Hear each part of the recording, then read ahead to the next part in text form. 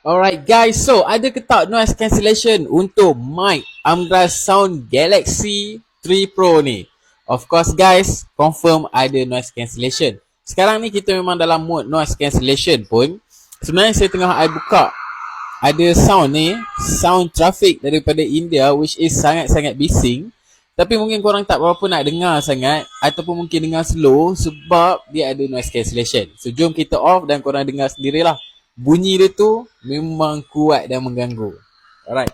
So kita just tekan sekali je, sekarang dah tak ada dah noise cancellation.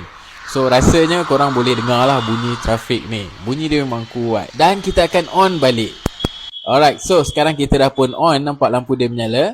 So korang dah dengar slow ataupun mungkin tak dengar terus bunyi persekitaran. So kalau korang duduk kat tempat-tempat yang bising, ada bunyi trafik, bunyi air terjun, kita dah test, nanti kita akan upload video nanti. Dan bunyi-bunyi lain pun dia dapat buang dengan baik. So guys, kalau korang minat, check out terus kat beg kuning di bawah.